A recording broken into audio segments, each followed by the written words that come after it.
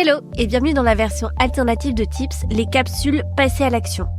L'idée c'est de tirer le fil du sujet de la semaine dernière et de vous donner des idées d'action super concrètes pour mettre en application mes conseils. La semaine dernière, on a donc parlé de l'importance d'incarner son podcast pour faire de vous un super animateur ou une super animatrice et pour que vos auditeurs reviennent écouter d'autres épisodes.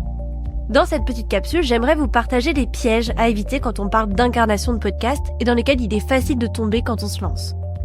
Mais avant d'écouter le reste, si vous n'avez pas écouté l'épisode de la semaine dernière, je vous invite vivement à le faire avant de poursuivre. Parmi les pièges que j'ai identifiés, il y a copier un style qui ne vous correspond pas. On peut être tenté de reproduire ce qu'on voit chez d'autres podcasteurs qui cartonnent, mais attention, ça peut vite sonner faux. Par exemple, si vous êtes naturellement posé et que vous essayez de jouer un rôle d'animateur ultra dynamique, vous risquez de vous épuiser et puis surtout vous allez perdre vos auditeurs. 2. Ne pas être authentique. Ça rejoint un peu mon point précédent. L'authenticité, c'est ce qui crée la connexion avec votre audience. Si vos auditeurs sentent que vous jouez un rôle et que vous ne croyez pas vraiment en ce que vous dites, ils vont décrocher. L'idée, c'est d'être vous-même, même si vous ne partagez qu'une partie de votre personnalité dans vos contenus.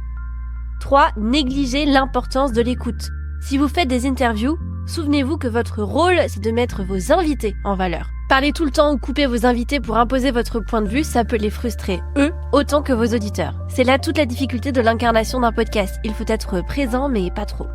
Et 4, manquer de préparation. Alors oui, incarner son podcast, c'est être naturel, mais naturel, ça ne veut pas dire improviser. Si vous avez un style très spontané, un minimum de structure et de préparation est indispensable pour éviter des faux pas en termes de contenu et de communication. Alors définissez vos valeurs, les sujets sur lesquels vous souhaitez parler, en dehors de votre podcast, etc. Ces erreurs, on les fait tous, mais l'idée c'est de les repérer et d'ajuster le tir rapidement, parce qu'au final c'est votre sincérité et votre investissement qui feront toute la différence. Voilà, c'est tout pour moi, j'espère que vous avez appris des choses dans cet épisode et celui de la semaine dernière. N'hésitez pas à me le dire sur Spotify, sur l'Instagram d'Ocha ou de m'envoyer un message sur LinkedIn.